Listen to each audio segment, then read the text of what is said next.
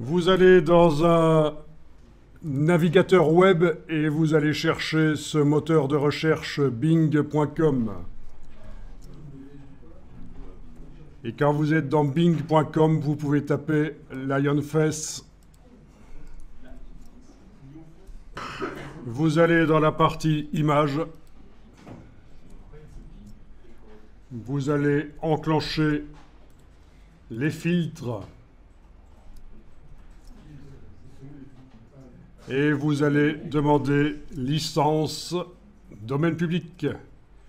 Donc on va se servir d'une image d'un lion vu de face en tant que modèle. Mais malgré tout, je démarre d'une image qui n'est pas sous copyright, parce que si on fait un dessin d'après une image qui est sous copyright et que quelqu'un arrive à prouver en superposant votre dessin à l'image que vous avez utilisé l'image, vous êtes mal. Donc faites attention, même quand c'est juste un modèle, il vaut mieux ne pas utiliser d'image sous copyright. En fait, on va l'utiliser, cette image de modèle, de deux manières différentes. On va l'utiliser juste en tant que référence. Et là, c'est vrai que si elle est sous copyright, c'est pas très grave, si c'est juste une image que je mets sur le côté en tant que référence. Mais on va aussi l'utiliser pour faire du décalcage. Et là, c'est plus grave. Si on arrive en superposant votre travail à l'image copyrightée à voir que c'est... Clairement, vous avez utilisé une image copyrightée, vous serez mal. Donc, j'imagine que vous trouvez des images de lions. Alors, il y en a qui sont à toutes les tailles, en fait. Pas toujours très précis, comme on le voit ici. 578 sur 615, c'est pas très précis. Mais ça peut malgré tout servir, parce que c'est juste une référence et une source de décalcage ensuite. Donc, on va faire ça.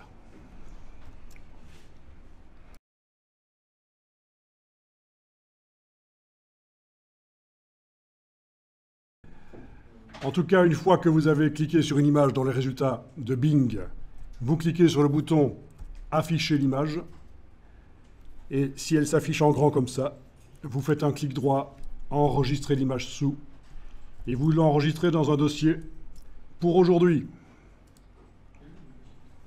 C'est du JPEG, donc. Donc voilà, pour trouver l'image, vous avez utilisé le lien bit.ly que je vous ai fourni, qui est juste un raccourci de l'URL plus complexe qu'on voit là au-dessus. Alors, vous allez dans Illustrator. Donc, quand vous arrivez dans Illustrator, ça ressemble à quelque chose comme ça. Votre Illustrator a une interface foncée. La mienne est claire. C'est juste parce que j'ai été modifié dans les préférences pour que la projection soit plus facile. J'ai été modifié l'interface. Alors, dans Illustrator, vous allez cliquer sur « Nouveau fichier ». Et ça vous propose éventuellement de l'A4. Oui. Ou sinon, vous allez dans la partie « Impression » et vous choisissez l'A4. Donc, on est en orientation verticale. On clique sur « Créer ».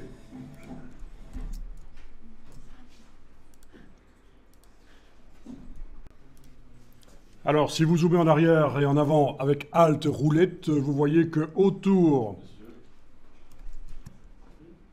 de la page A4 verticale, il y a un grand espace, la table de travail, mais on ne va pas utiliser tout cet espace-là, on va juste utiliser une petite partie de cet espace autour de la page A4. Alors, je vous rappelle, le double-clic sur la main dans la palette des outils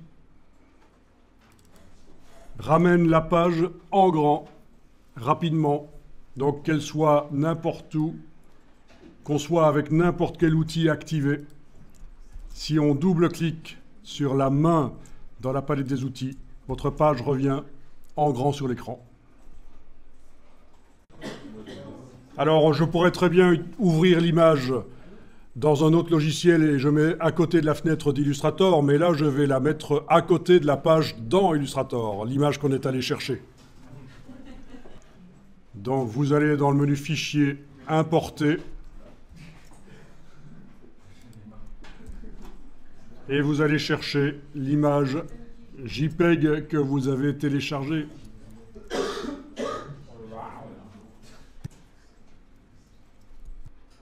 Importer. Alors, l'image est dans le curseur. Si vous cliquez, elle arrive à n'importe quelle taille. Bah, il se trouve que là, c'est pas trop mal. Mais sinon, là, je fais Commande Z sur le Mac pour annuler l'importation. Parce que normalement, quand on importe, on décide de la dimension de l'image. Parce que là, on a eu de la chance. Elle est arrivée pas trop grande, mais parfois, ça arrive très grand si on ne détermine pas au moment de l'importation la dimension d'image. Donc, je fais un nouveau fichier importer. Importer, voilà, elle est à nouveau dans le curseur. Et sur le côté ici, vous voyez que j'utilise parfois le raccourci clavier de la main pour bouger le document sur la fenêtre. La barre d'espacement sur le clavier, c'est le raccourci de la main. Je vais aller tracer l'image là sur le côté, voilà comme ça. Donc là, vous allez dire, oui, mais on avait quasiment la même chose. On voyait quasiment la même chose quand on cliquait juste, et au lieu d'enfoncer la souris et de bouger la souris, comme je viens de faire, mais je vous dis parfois, vraiment, les images seront à n'importe quelle taille, il faut vraiment déterminer la taille au moment où vous l'importez. Alors, il y a des diagonales sur l'image, comme vous voyez. C'est pour indiquer que c'est un fichier lié. C'est-à-dire que si le fichier sur le disque dur est modifié, ça va se répercuter dans Illustrator. En permanence, Illustrator regarde ce qui arrive au fichier sur le disque dur. Bon, on va faire en sorte que ce ne soit pas un fichier lié. Alors pourquoi c'est un fichier lié? Parce que quand vous avez importé, il y avait ceci qui était coché. Donc on est d'accord, c'est un fichier lié. Si le fichier disparaît, le fichier de l'image du lion disparaît du disque dur, le document Illustrator ne va plus la trouver, va plus savoir l'afficher. C'est ennuyeux. Donc nous, on va incorporer. Vu que vous êtes débutant, c'est pas plus mal. On aurait pu importer en décochant la case liée, mais on va voir qu'une fois que l'image est importée, on peut encore l'incorporer. Allons dans la palette lien, menu fenêtre, lien. Menu fenêtre lien. Vous voyez ici une icône de chaîne qui vous indique que c'est un fichier lié. Mais en ayant donc l'image là sélectionnée, vous pouvez aller dans le menu de la palette lien et vous pouvez demander à incorporer l'image. Bien sûr, il y a les icônes en dessous qui permettent aussi de faire ce qui se trouve dans le menu. Je ne vais pas vous dire toutes les manières de faire la même chose dans Illustrator, je veux dire. Donc, si vous trouvez une autre manière de le faire, vous le faites, mais moi, je vais souvent aller dans les menus et on va souvent voir les noms des choses. C'est pas plus mal. Ça évite les malentendus. Incorporer l'image, là, tout le monde voit le nom, tout le monde voit de quoi il s'agit. Voilà. Du coup, la chaîne n'est plus là, l'image est vraiment dans le fichier Illustrator. Fichier Illustrator qu'on va d'ailleurs enregistrer tout de suite. Menu fichier, enregistrer sous. Et dans le dossier d'aujourd'hui, on va l'appeler dessin lion-01. Tiré, on a dit. Voilà. Et donc, je vais régulièrement enregistrer sous un nom différent l'image du lion.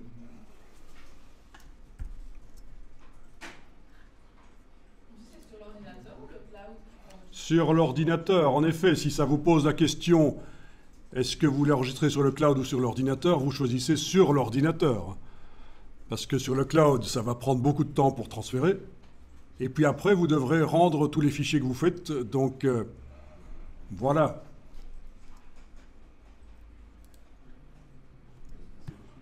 Donc, je vais régulièrement enregistrer le fichier sous un nom différent. Vous devrez également l'enregistrer. Donc, on est clair, si à la fin du cours, quelqu'un dit, quand je dis « mettez toutes vos versions, tout ce que vous avez fait sur le serveur de remise », si quelqu'un dit « Ah, mais moi, j'ai enregistré tout dans le même fichier. C'est clair, vous recommencerez le travail en enregistrant chaque fois sous un nom différent. Tout le monde a bien entendu. Parce que j'ai le coup à chaque fois. À chaque fois, il y en a un ou deux qui n'ont pas compris que quand je m'amuse à enregistrer sous un nom différent, c'est qu'il faut faire aussi de votre côté la même chose. Travailler toujours sur le même fichier, c'est en plus dangereux. La structure XML peut devenir corrompue et à force, le fichier peut devenir illisible. Pas en un après-midi comme ça, mais il y a des gens qui travaillent plusieurs jours sur le même fichier. Et à un certain moment, il est illisible. Qu'est-ce qu'ils font? Ils n'ont pas gardé de backup, ils n'ont pas gardé de copie. Le fichier est devenu illisible, ils ont perdu plusieurs jours. Ou alors ils vont payer 500 € chez une boîte spécialisée pour essayer de récupérer le fichier. Bien, alors on va démarrer le dessin du lion. Vous pouvez le déplacer proche du bord, proche de la page, il n'y a pas de problème. Techniquement, on peut dessiner en dehors de la page dans Illustrator, mais la page est vraiment une référence intéressante. Je ne vais pas développer ici pourquoi c'est important d'avoir une page d'une taille normale dans Illustrator. On va continuer. Alors, je vais m'intéresser à l'œil. Est-ce que vous allez être capable de faire un simili-œil dans Illustrator, de dessiner avec le crayon, par exemple? On va aller chercher le crayon. Donc, derrière outil Shaper, on va chercher outil crayon.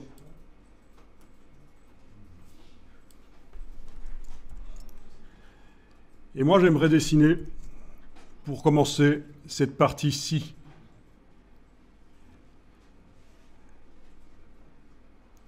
Ok, c'est pas si évident que ça. On va déjà dessiner cette espèce de partie-là. Donc, vous y allez. Voilà. Déjà, ça, c'est pas mal. Alors, il y a un lissage qui se fait, mais c'est pas grave, on va pouvoir revenir après, modifier la position des points. Si vous n'avez pas le même nombre de points que moi, c'est pas grave. Après, on ira modifier la position des points, remodeler le dessin pour obtenir quelque chose de sympa. Si vous avez loupé, vous faites un CTRL-Z et vous redessinez, vous retentez le dessin d'une manière ou d'une autre au crayon. Donc le crayon vous évite d'utiliser la plume vectorielle qui nécessite quand même un apprentissage et c'est pas évident. Donc ça vous crée des vecteurs de manière facile et naturelle.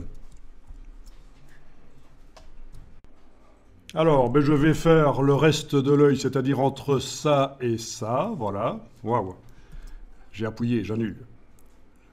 Je vais tenter de faire quelque chose qui ressemble à ça. Donc, je vais m'approcher sournoisement du bout du tracé. Quand vous avez la diagonale qui est là, ça veut dire que vous allez continuer ce tracé. Et donc, c'est à partir de là que vous continuez.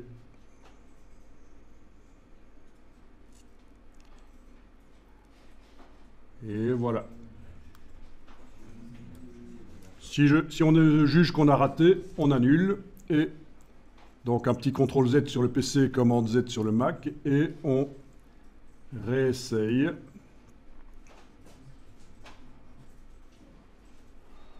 En même temps, ce n'est pas un dessin scientifique où on est en train de faire le dessin d'un œil de lion qui va apparaître dans une encyclopédie sur les animaux. Je veux dire, c'est de l'interprétation ici quand même.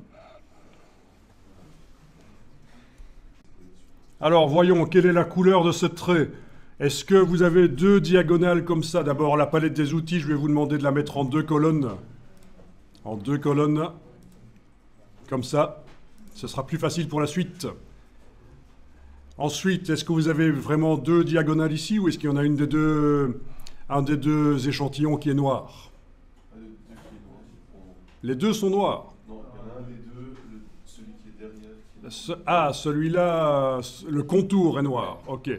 Chez moi, ça ne l'est pas. Bon, ben chez ceux chez qui ça ne l'est pas, vous allez mettre du noir, par exemple. Bon, déjà, le remplissage ici. Quand on a la case de remplissage à l'avant-plan, ça doit être la diagonale. Il n'y a pas de remplissage. Par contre, le contour, on va lui mettre du noir Et pour ça, il y a différentes solutions. On va s'habituer tout de suite à utiliser le nuancier. Vous allez dans le menu fenêtre nuancier parce que c'est vraiment une des palettes les plus importantes dans Illustrator. Menu fenêtre nuancier. Et dans le nuancier, vous appliquez du noir à ce contour. Ce qui fait que lorsque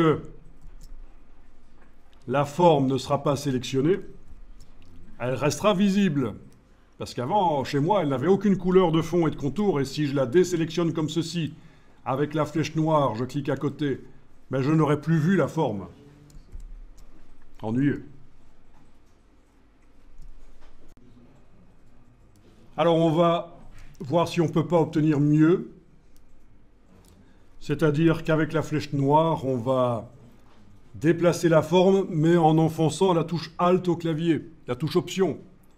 Comme ça, on fait une copie. Voilà.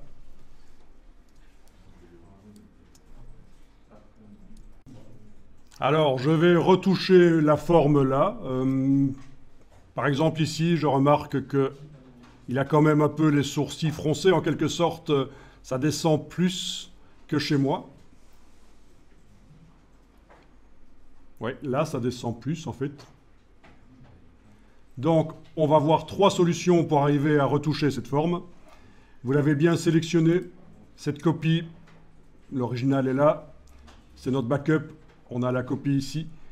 Mais premièrement, vous pouvez la modifier avec le crayon.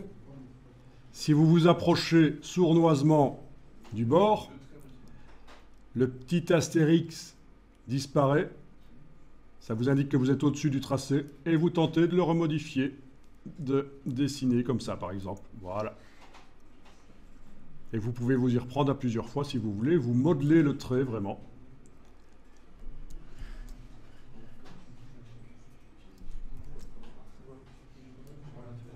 Alors, il ne faut pas être perfectionniste, il ne faut pas essayer d'avoir exactement la même chose que moi. Je vous rappelle que c'est de l'interprétation de la photo. La photo sert juste de référence. Ah oui, alors j'en vois certains qui ont quelque chose qui ressemble à ça. Ben oui. Commande Z, il faut vraiment commencer sur le trait.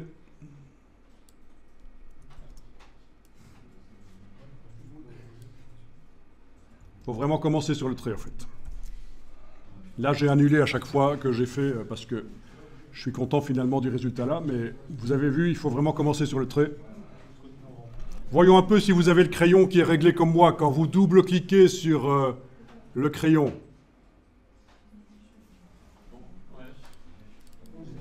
est-ce que la fidélité est au milieu par rapport à votre trait que vous faites à la souris là?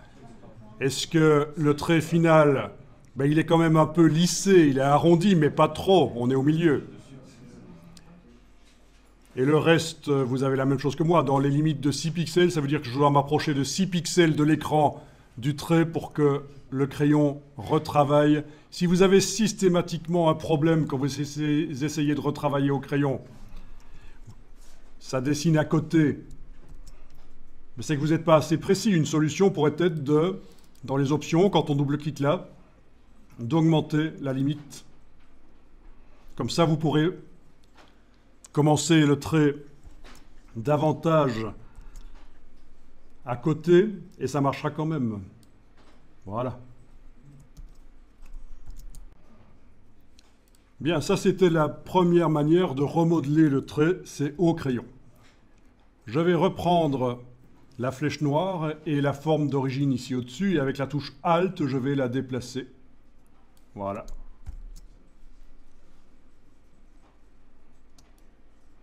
Et je vais travailler ça.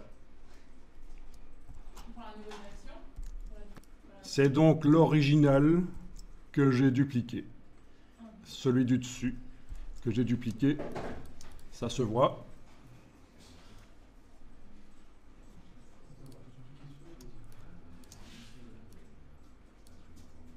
Alors, autre manière de modeler un trait.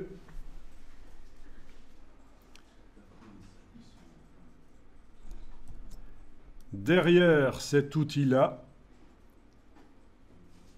derrière l'outil largeur, vous avez l'outil déformation. Vous pouvez aller chercher.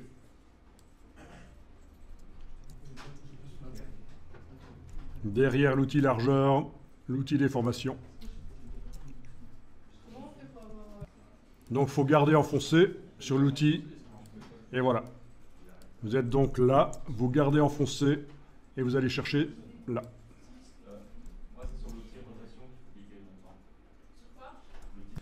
Je vois quel est le problème. Vous avez une palette des outils plus petite que la mienne. Ah, mais enfin, faites un effort, hein, franchement. Ça va mal, ça. Non, ce qui se passe, c'est que vous êtes en version simplifiée de Illustrator. Alors voilà ce qu'on va faire. Vous allez cliquer là. Vous voyez, tout le monde est en train de se dire, oui, la version simplifiée, super, c'est pour moi, j'aime ce qui est simple. On va se mettre en version avancée parce que vous êtes des pros. Alors, vous cliquez sur les 3 petits points qui sont là dans le bas de la palette des outils. Ensuite, ce n'est pas la seule manière de faire, bien sûr, hein. Je vous montre une manière d'y arriver. Dans la palette qui s'est ouverte, vous allez dans le menu en haut à droite et vous demandez « Avancer ». Et là, on est synchro, vous et moi, au niveau de la palette des outils, on a la même palette des outils. Alors c'est vrai que si j'avais voulu vraiment être synchro avec vous, avoir exactement le même Illustrator, je l'aurais remis à 0 en réglage d'usine. Et ça se fait sur Mac en appuyant sur certaines touches quand on démarre Illustrator. Commande, Alt, Shift. Quand on démarre Illustrator et ça fait apparaître un message, voulez-vous supprimer le fichier des préférences ou un truc du genre? Mais ne le faites pas maintenant, mais je vous le dis. Si vous devez un jour remettre un Illustrator à 0, et sur le PC, ce sera évidemment CTRL, Alt, Shift. Puisque de Mac à PC, chaque fois qu'on utilise un raccourci clavier avec la touche commande, sur le PC, ce sera la touche CTRL. Donc, la remise à 0 d'Illustrator, c'est comme ça. Alors, je vais quand même vérifier, mais je ne suis pas dans la dernière version d'Illustrator, en fait. Je suis dans la version 2023, en fait. Non, parce que la 2024, tu vois déjà l'IA... oui. C'est dans InDesign, ça. Je n'ai pas... donc, j'ai installé l'Illustrator 2024, mais puisque vous êtes dans 2023, j'ai toujours 2023. Et alors, je vais quand même aller vérifier si c'est pas comme dans Photoshop. Si, c'est comme dans Photoshop. Il y a une autre solution pour remettre Illustrator à 0 dans les préférences. Donc sur Mac, Illustrator, Réglages, Général. Si on clique sur ceci, je ne vais pas le faire, mais si je cliquais là-dessus, ça me mettrait un message d'avertissement disant qu'au prochain démarrage d'Illustrator, il sera remis en réglage d'usine en quelque sorte. Toutes les modifications que j'ai apportées au fonctionnement du logiciel seront oubliées. Voilà. C'est apparu au départ dans Photoshop, ce système de remise à 0 des logiciels par les préférences générales en cliquant sur le bouton puis en redémarrant le logiciel. Donc oubliez les raccourcis clavier, ils ne servent plus. Ceci, c'est pas mal. Mais je ne le fais pas ici. Voilà. Et on va continuer notre explication sur ceci. Vous avez votre outil déformation. Bon, il est un peu grand pour aller déformer. Si vous testez, voilà ce que ça donne. Ça donne ce genre de choses, voilà. Ça peut être sympa, j'annule, dans un sens ou l'autre. Voilà. Vous voyez qu'on pousse. Mais c'est quand même trop gros pour faire du travail fin là-dessus. J'imagine que vous avez fait votre œil à peu près à la même taille que moi. Bon, donc vous allez double-cliquer sur l'outil déformation. Et là, dans les options, je vais par exemple indiquer 10, touche tabulation sur le clavier. 10, touche tabulation, voilà. OK. Alors, la touche tabulation, il y en a qui ne connaissent pas, évidemment. Je vais vous la montrer sur mon clavier virtuel ici. La touche tabulation, c'est cette touche-là. Ben oui, hein, génération smartphone, on ne sait pas toujours ce qu'est la touche tabulation, ni la touche Escape d'ailleurs. Certains le savent, d'autres pas. Il fut un temps où tout le monde savait ça. Parce qu'on utilisait beaucoup les ordinateurs, il n'y avait pas les smartphones. Voilà, mais maintenant, je sais comment ça va. Alors, c'est peut-être encore trop gros, on va voir. Je vais donc tenter de redessiner. Non, c'est encore trop gros. Je vais double-cliquer sur l'outil déformation et le faire encore plus petit. 5 tabulations, OK.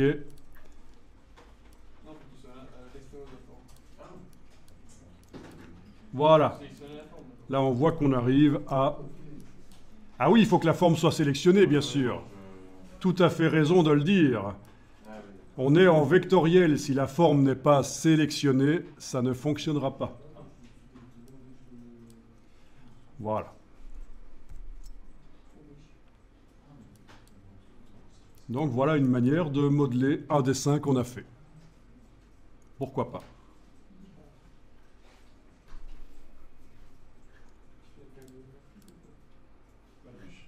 Ah, ça a créé plein de petits points.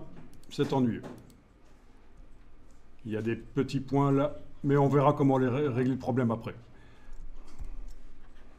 Alors, on va peut-être enregistrer le fichier à ce stade-là.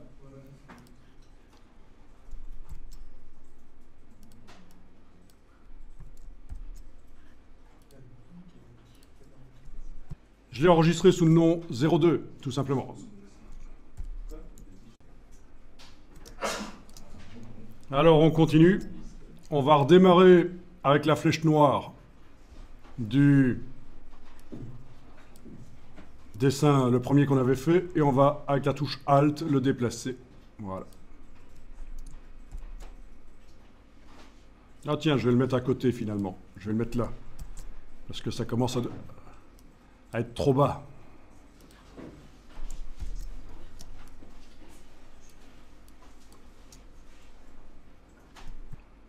Et alors ici, on va utiliser la flèche blanche.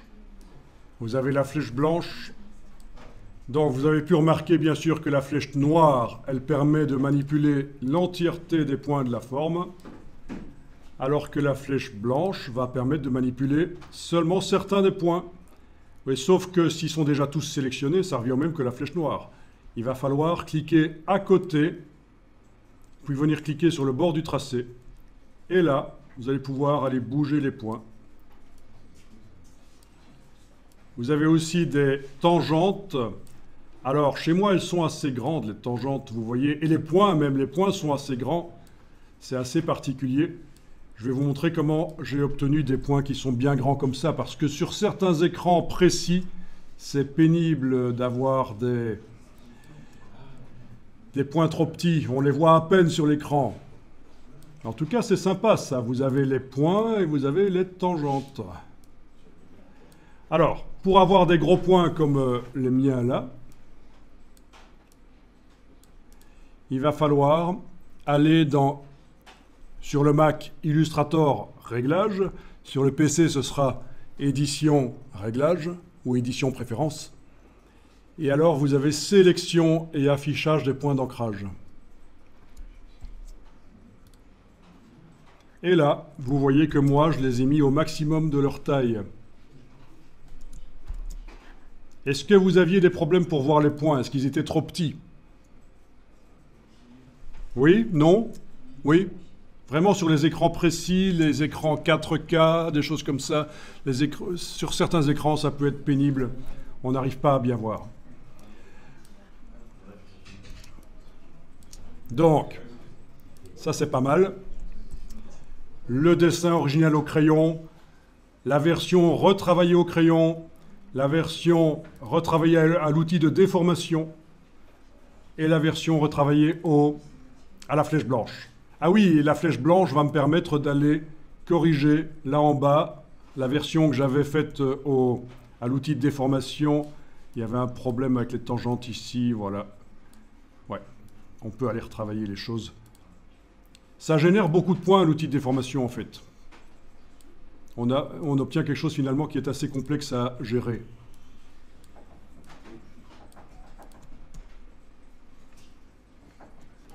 Et donc la flèche peut venir à la rescousse pour corriger, s'il faut.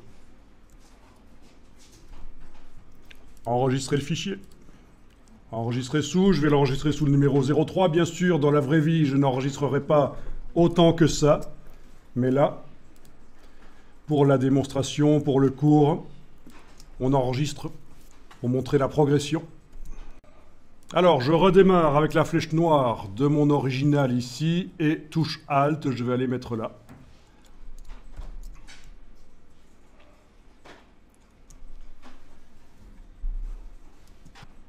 Autre manière de travailler ça, on peut demander de faire une simplification. Ça peut apporter quelque chose d'intéressant. Le crayon donne parfois des choses un peu molles.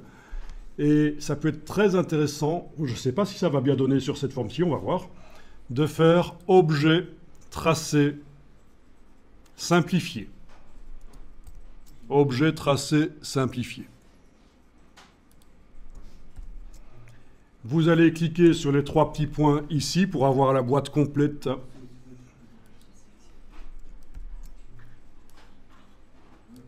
Vous avez la case aperçu qui est cochée. Vous jouez sur le curseur simplifier la courbe. Voilà. Donc ça peut aller dans un...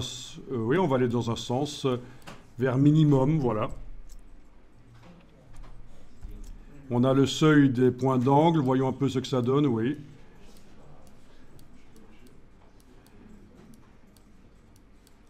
Donc si vous voyez l'avant et après, on est parti donc de... Si je décoche aperçu, on voit qu'on démarre de ça.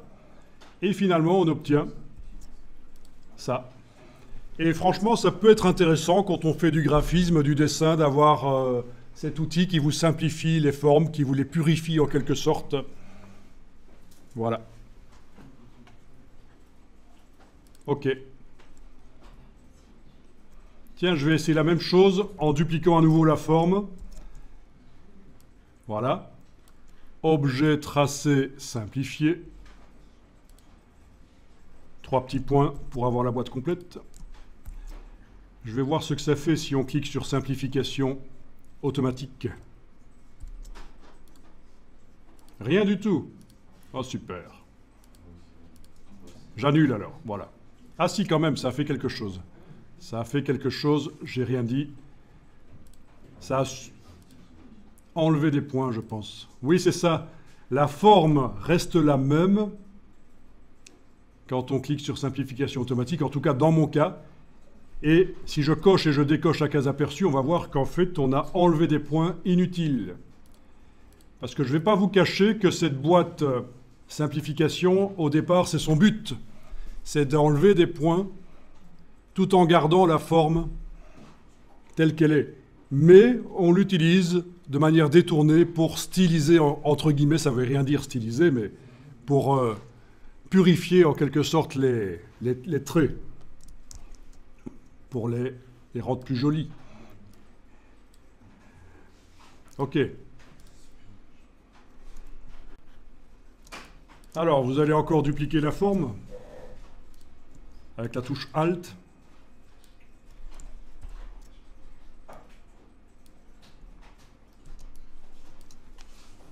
OK. Donc, j'en suis toujours à essayer de recréer l'œil avec cette courbe tombante que je n'ai pas dans mon dessin, qui va lui donner... Ouais, c'est la paupière, quoi. Voilà. Bon, ben, une solution, c'est ceci. Au crayon, je vais dessiner une autre forme qui va venir croiser la première. Voilà. Ici, ça n'a pas d'importance ce que je fais. On est loin. Voilà. Et donc, j'ai deux formes. J'ai la première ici. Ah non, il m'a fait un groupe ou quoi? On va voir. Il aurait peut-être fallu que je verrouille la première avant de faire ça. Attendez. J'annule. Je vais verrouiller la première parce qu'il a fait un truc bizarre. Il m'a combiné les deux. Donc celle-ci, la première. Objet, verrouiller, sélection. Objet, verrouiller, sélection. Voilà. C'est la même chose que d'aller dans la palette des calques et de cliquer sur le petit verrou en face de l'objet. Mais ça, on verra plus tard. Alors, j'en étais donc avec le crayon à essayer d'aller faire une forme. Voilà. Et c'est là que je disais que je pouvais faire n'importe quoi là. Ça n'a pas d'importance. Et je termine. Voilà. Donc, c'est bien une espèce de chose comme ça. Voilà. Je termine en fermant la forme. Il y a une petite rondelle qui apparaît, en fait. Hein. Voilà. On est d'accord ? Dans ce cas-ci, ça aurait pu fonctionner sans fermer la forme, je pense. Et donc l'idée, c'est que cette forme, oui, je peux encore la sélectionner, la tourner. On va utiliser ceci pour tourner. On ne va pas utiliser ça et ça. Ça, c'est d'anciens outils qui sont parfois utiles, mais moins que l'outil de transformation manuelle. Donc, vous avez votre forme qui est sélectionnée avec la flèche noire. Ah oui, mais vous ne me le dites pas. Chez vous, vous avez un cadre autour, j'imagine. Non? Ok. Moi, je l'ai désactivé parce que je trouve ça gênant. Allez dans le menu affichage et demandez de masquer le cadre de sélection. Menu affichage, masquer le cadre de sélection. Ne confondez pas avec masquer le contour de sélection, ce n'est pas du tout la même chose. Ici, c'est bien affichage, masquer le cadre de sélection. Voilà, c'est beaucoup mieux dans Illustrator quand vous sélectionnez une forme qu'elle ne soit pas d'office encadrée. Donc c'est menu affichage, masquer le cadre de sélection. Et le cadre de sélection, vous l'avez chaque fois que vous demandez une transformation manuelle, avec l'outil transformation manuelle. Voilà, il est là. Et donc, on peut, en positionnant le pointeur en dehors, on peut tourner. Vous voyez, ça tourne. On peut repositionner en prenant le pointeur. Voilà. On peut même redimensionner, bien sûr. Si j'enfonce pas la touche Shift, ça redimensionne dans tous les sens. Si j'enfonce la touche Shift, ça garde les proportions. Je lâche le bouton à la souris, puis la touche Shift. Voilà, et là, je suis en train de m'intéresser, tiens, est-ce que la forme que je vois, la forme de l'œil, là, si cette partie-là, je la laisse tomber, est-ce que ça va? Est-ce que c'est bien? Sinon, je peux toujours sélectionner, transformation manuelle, tourner, repositionner. Voilà, à vous de voir. On va enregistrer le document. Et bien sûr, on va faire une combinaison, une opération booléenne entre les deux formes.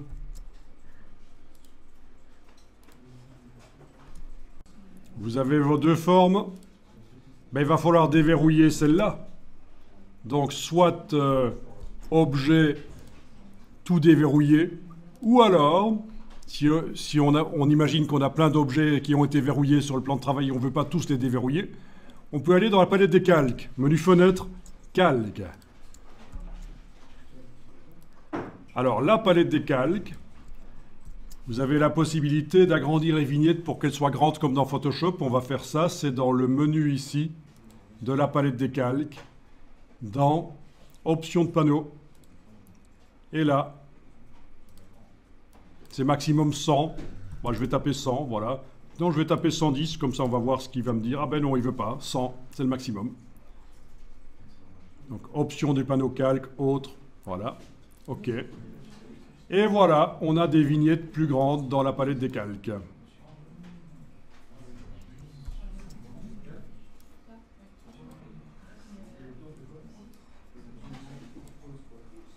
Et alors, on va déployer le contenu de la palette des calques ici.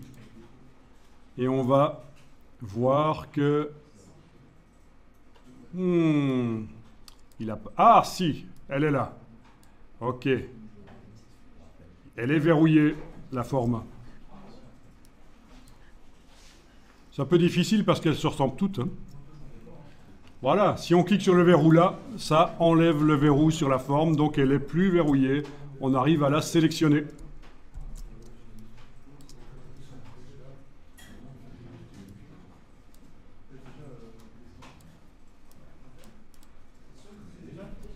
Si vous vous en sortez pas avec la palette des calques, vous faites objet, tout déverrouillé. Dans ce cas-ci, ça reviendra au même. Menu objet, tout déverrouillé. Alors, vous allez sélectionner les deux formes, mais soit en faisant clic, shift-clic, soit, et là je clique à côté pour les désactiver, en englobant avec la flèche. Voilà.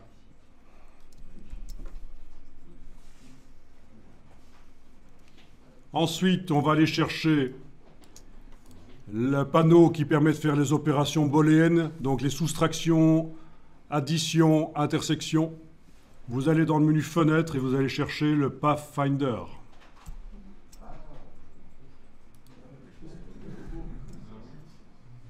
Vous avez un Pathfinder qui est grand comme ça, pas de problème. Et alors, on va tester ceci, soustraction. Voilà. Donc la forme du dessus a creusé la forme du dessous. J'annule pour vous montrer, voilà, c'est comme ça que ça se passe.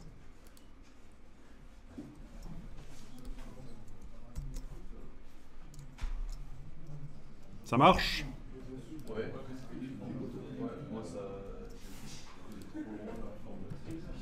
Bon, alors, toi tu as un petit problème parce que, et là je vais le faire ici, vous ne le faites pas, parce que ta forme là, elle est en fait en deux traits, ce n'est pas une forme fermée.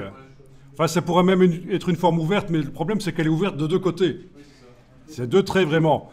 Alors ici je vais ici voir pour aller recréer le problème que tu as. Outil ciseau, voilà. Donc je vais juste aller couper la forme là, et la couper là aussi. Voilà. Puis du coup, quand je prends la flèche noire, ben, j'ai un trait là. Voilà, c'est à peu près ça que tu as. Et évidemment, quand tu sélectionnes tout, ça, le Pathfinder, ça fait du n'importe quoi. Mais c'est intéressant. C'est intéressant. Oui, ça fait un peu n'importe quoi. Il y a une partie qui disparaît là. Donc ce que tu dois faire, c'est ceci. Avec la flèche noire, oui, tu dois activer un trait, et puis avec la touche majuscule, tu dois activer l'autre. D'accord? Et puis, tu vas utiliser une fonction, parce que oui, c'est vrai qu'on pourrait essayer d'aller au crayon ou quoi, même à la plume ou quoi, mais il y a une fonction. Objet, tracé, joindre, c'est donc le raccourci, en fait, CTRL-J sur le PC ou Command-J sur le Mac. Voilà. Et là, c'est joint. Je le refais une fois, mais cette fois-ci avec le raccourci, hein, Command-J. Et voilà, elle est complètement fermée. On a joint des deux côtés. Du coup, quand on sélectionne les deux et qu'on utilise la fonction du Pathfinder, ça va marcher.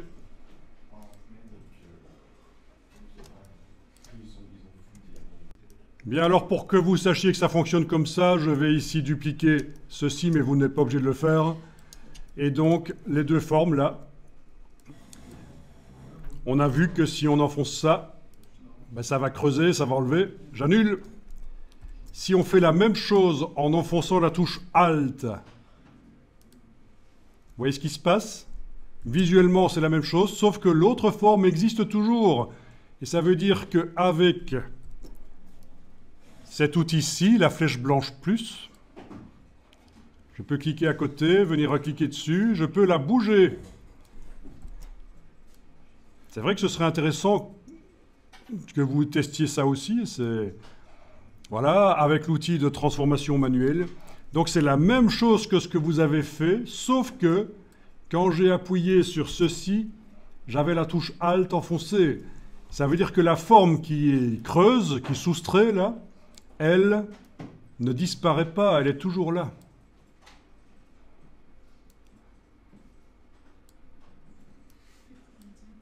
Intéressant ça.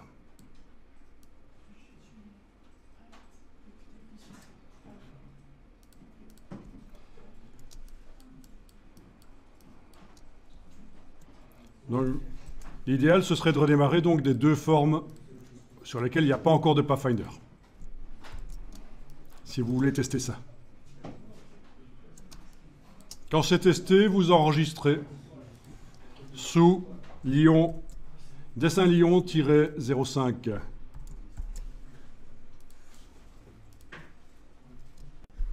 Voilà, c'est une bonne approche, je pense, aux outils de dessin. Vous avez vu que on peut dessiner, modifier avec différents outils. Alors vous allez garder Illustrator lancé et vous allez dans Photoshop. Ah mince, Photoshop 2024, non, je ne vais pas l'utiliser. Oui, c'est pas grave, ce sera la même chose pour ce qu'on veut faire là, ce sera la même chose.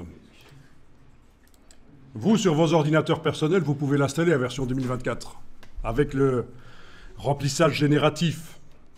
Très intéressant. Ici, il faudra attendre septembre 2024 pour qu'il soit sur les ordinateurs. Alors, vous n'avez pas quitté Photoshop. Non, vous n'avez pas quitté Illustrator, mais vous avez lancé Photoshop. Vous ouvrez dans Photoshop l'image du lion.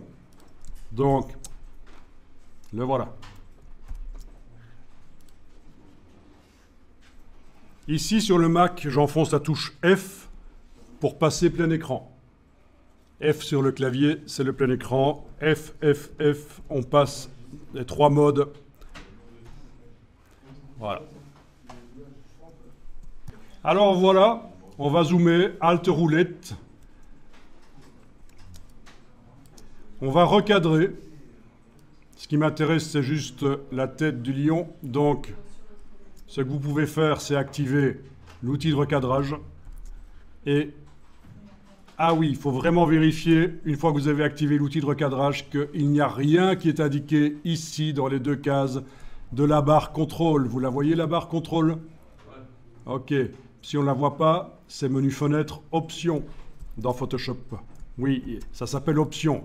Ils sont ennuyeux, pour ne pas dire autre chose, chez Adobe. On a la même chose que dans les autres logiciels. Dans les autres logiciels, ça s'appelle la barre contrôle. Ici, ça s'appelle la barre option. Ok. Vous ne devez rien avoir, donc, ici.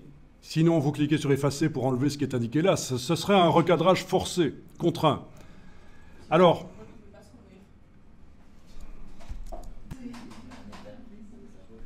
ici, on a une option supprimer les pixels rognés. Vous pouvez la décocher si vous voulez. Voilà.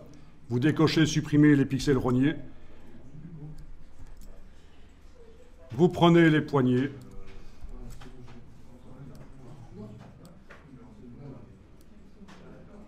Et vous resserrez comme ça sur la tête du lion, c'est bien. Et vous validez avec le petit V là au-dessus ou la touche entrée sur le clavier.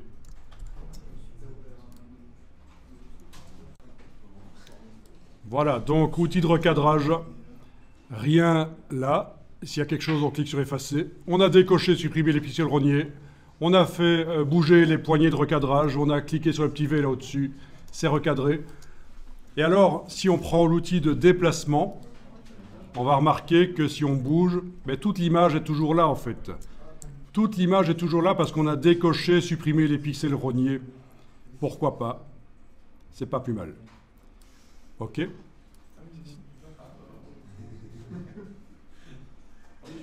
Voilà, vous allez dans la palette des calques, menu fenêtre calque dans Photoshop, et vous cliquez sur l'icône du signe plus. Vous êtes en train de travailler sur un nouveau calque là.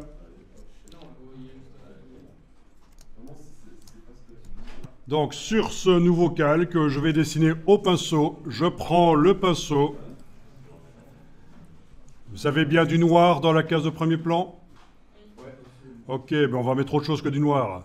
Allez, je vais cliquer là-dessus et je vais aller choisir par exemple du vert. Parce qu'il n'y a aucun vert dans l'image, donc voilà. Donc, en cliquant là-dessus, sélecteur de couleur avec le bouton T, il suffit de choisir du vert. Ok. Voilà. Alors, le pinceau, opacité mode normale, opacité 100%. Voilà, c'est ce qu'il faut. Ensuite, on va modifier la taille de la brush. C'est vraiment une image qui a peu de pixels, c'est ennuyeux. On pourrait même d'ailleurs multiplier les pixels, parce que vous voyez qu'on travaille vraiment, on est pixel art, ça va pas ça. Hein. Je vais multiplier quand même les pixels de l'image à l'ancienne, pas en utilisant l'intelligence artificielle, qui est actuellement ce qu'il y a de mieux pour multiplier les pixels, mais à l'ancienne on va le faire. Allez-y aussi, image, taille de l'image. Menu image en haut de l'écran, taille de l'image. Vous allez avoir ceci qui est coché chez vous. Vous avez ici les pourcents. À la place de centimètres, vous mettez pourcent. Vous indiquez par exemple 300. Voilà.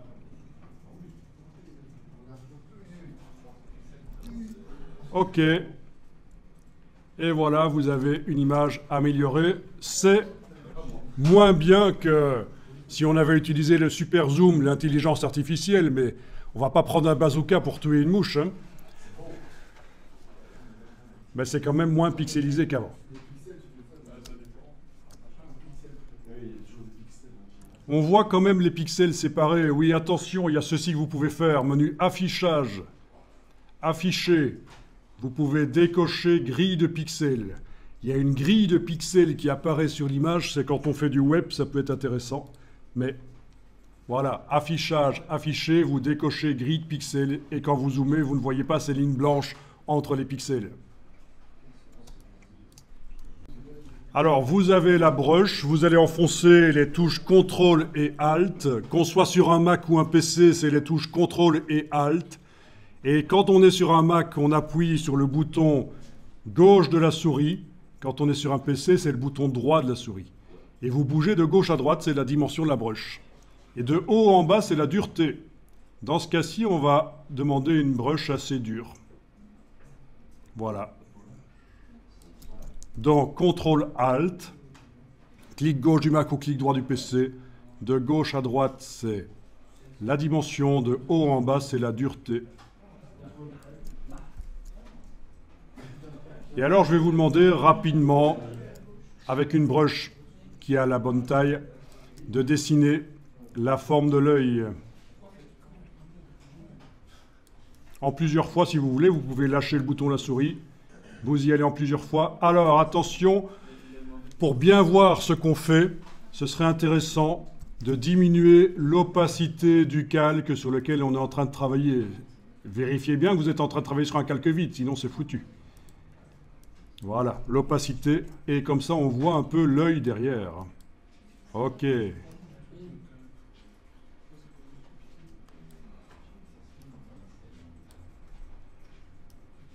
Et alors, il n'est pas interdit de prendre la gomme et de venir travailler par l'extérieur avec la gomme. Voilà.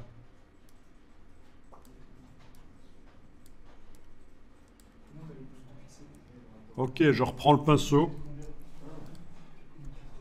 et je vais dessiner le centre là, avec une broche un peu plus grande peut-être. Ça va, ça marche? Vous avez dessiné la forme de l'œil, quoi.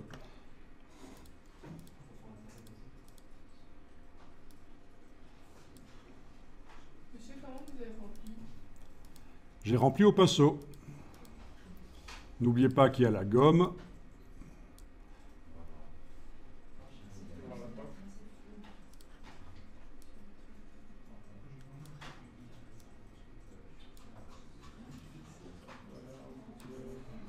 Voilà, on dessine la forme.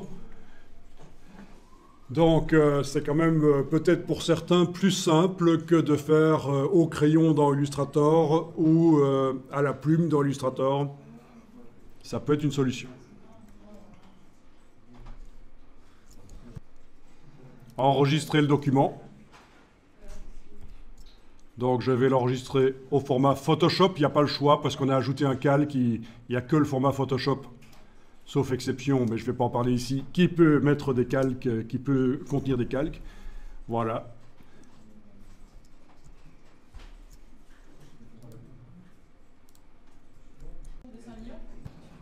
Oui, ne l'appelez pas comme le document Illustrator. Vous gardez le nom du document et vous ajoutez juste -01. Voilà. Sinon, on va s'embrouiller si vous lui donnez le même nom que le dessin Illustrator, en fait.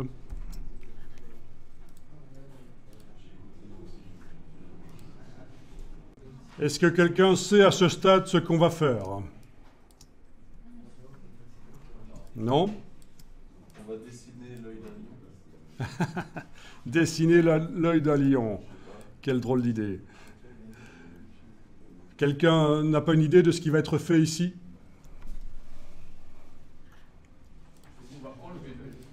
Alors, ce qu'on va faire, c'est qu'on va utiliser dans Illustrator la forme verte qu'on vient de faire. Qu'elle soit verte, rose ou à petit pois, non pas à petit pois, ça va pas, il faut qu'elle soit unie, mais peu importe la couleur en fait. On va utiliser ça dans Illustrator et on va demander à Illustrator, sur base de l'image, de tracer lui-même les vecteurs. C'est ce qu'on appelle la vectorisation. Alors on y va. On va d'abord augmenter l'opacité du calque. On va enlever l'œil en face du calque du lion. Voilà. On va enregistrer ça sous un certain nom. Donc ça va être Lioning Close-Up. Dans ce cas-ci, 02. Voilà.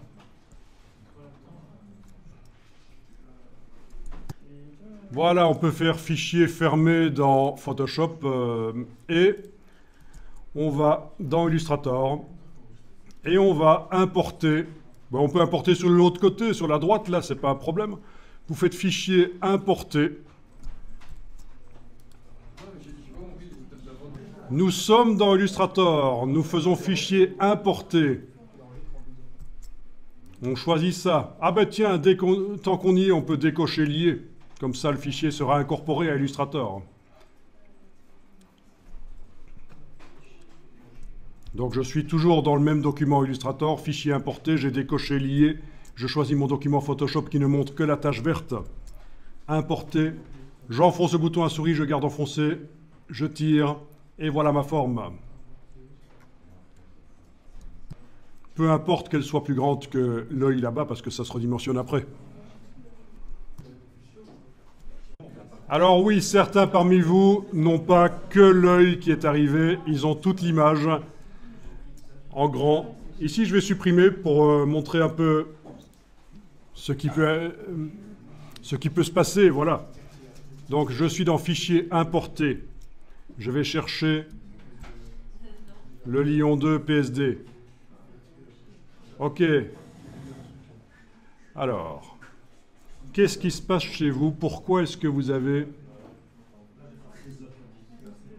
l'entièreté qui arrive? Moi, c'est peut-être pas... Je sais pas.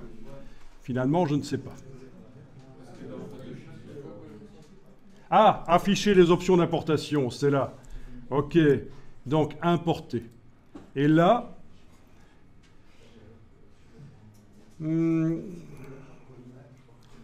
Ah, il veut pas. Bon, je ne sais pas pourquoi certains parmi vous ont la grande image qui arrive et d'autres pas. C'est ici que ça aurait dû se passer, mais c'est pas grave, tant pis. Ça va marcher quand même. Même si vous avez une grande image avec un petit œil dessus, ça va marcher quand même.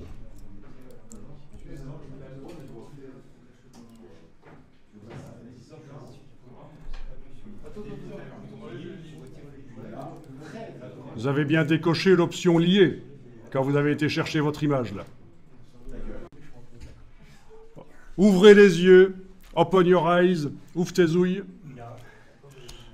Vous avez l'image qui est sélectionnée dans la palette des calques. Il n'y a pas de problème, on voit que c'est une image.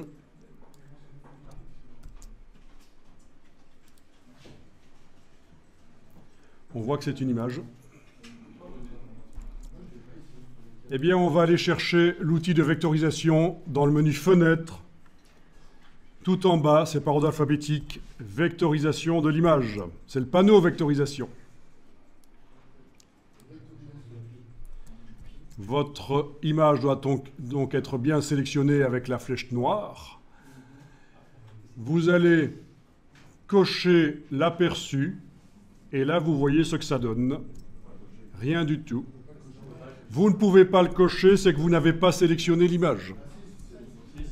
Si, elle est sélectionnée, vous n'arrivez pas à cocher. Ah, c'est plutôt ennuyeux, ça. Voyons un peu dans la palette des calques. Palette des calques. Est-ce que...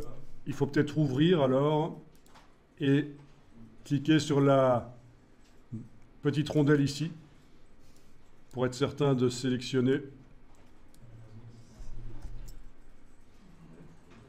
J'essaye de trouver d'où peut venir le problème chez vous. Palette des calques, vous voyez votre image. Est-ce que vous arrivez à ouvrir le contenu? Donc, calque 1, essayez de sélectionner ceci avec la rondelle. Et quand vous cochez la case aperçue, ça ne fonctionne toujours pas.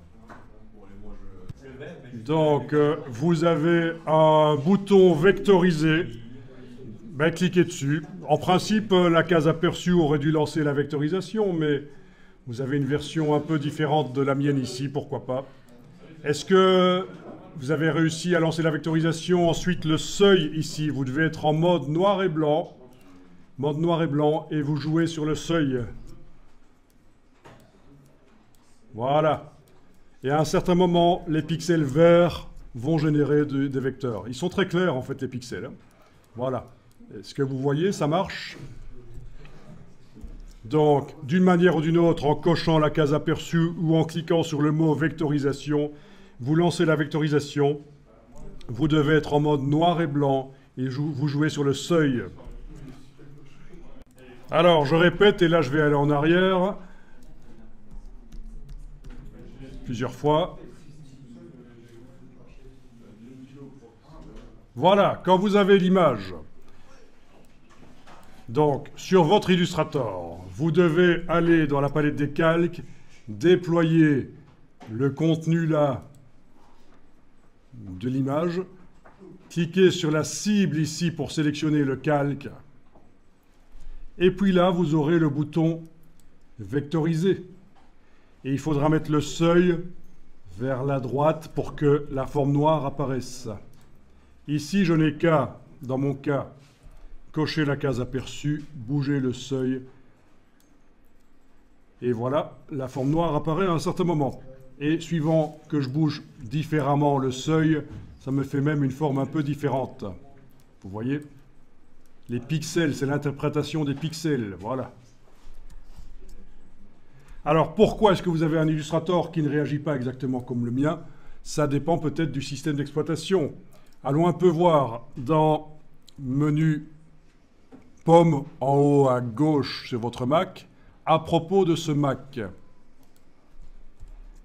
qu'est-ce qu'il est indiqué comme macOS ici? Chez moi, c'est Ventura 13.4.1. Vous êtes en système 12. Voilà, je suis avec un système un peu plus avancé, ça peut expliquer des différences. Au niveau de l'Illustrator, dans le menu Illustrator, à propos de Illustrator, quelle est la version d'Illustrator que vous avez? Moi, c'est la 27.9. 27.7, voilà. Donc, système d'exploitation différent, Illustrator différent, il peut y avoir des petites différences. Quoi qu'il en soit, vous êtes tous arrivés à obtenir une forme noire automatiquement grâce, c'est l'interprétation de votre dessin. C'est la vectorisation. D'ailleurs, à la place de image, dans la palette des calques, il est maintenant indiqué vectorisation d'image. Alors, il y a une astuce, c'est que là, les vecteurs ne sont pas accessibles. Ah, il y a plusieurs astuces. Attendez, le fond blanc, là, qu'est-ce qu'il fait là? Il ne nous intéresse pas. Vous pouvez ignorer la couleur. Donc ici, dans Avancer, quand vous déployez Avancer, ignorez la couleur, et dans ce cas-ci, c'est du blanc. Ouais. On déploie les paramètres avancés dans la boîte de vectorisation pendant que la vectorisation est sélectionnée, bien entendu. Et ignorez la couleur.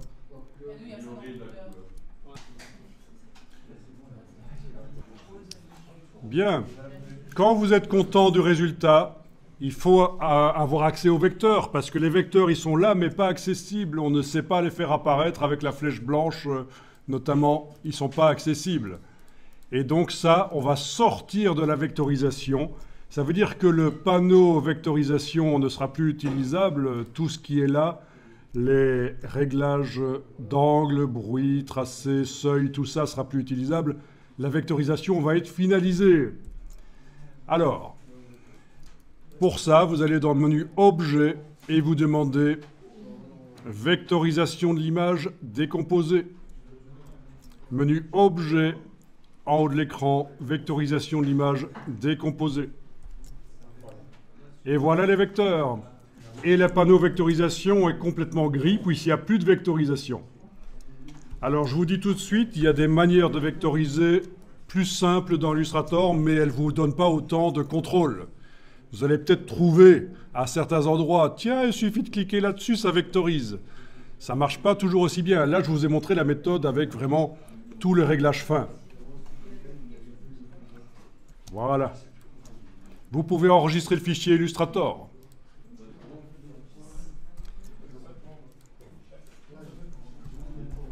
Donc vous avez vu que si vous êtes plus à l'aise avec le pinceau de Photoshop, on peut même s'en sortir avec le pinceau de Photoshop. Et on aurait pu avoir plusieurs formes et faire plusieurs formes comme ça. Alors, toi, tu disais que tu ne voyais pas les points après avoir décomposé. C'est tout simplement parce que tout à l'heure, quand on est allé dans le menu affichage et qu'il a fallu faire masquer le cadre de sélection, je vous avais dit surtout ne masquez pas le contour de sélection. Et apparemment, tu l'as fait. Donc, pour voir apparaître les points, tu dois retourner dans le menu affichage, c'est ce que tu as déjà fait là, afficher le contour de sélection. Voilà. Voilà, le contour de sélection. Donc, surtout pas le masquer, sauf quand on a besoin de manipuler les formes sans voir les points. Ça peut arriver. Alors, vous avez enregistré le document.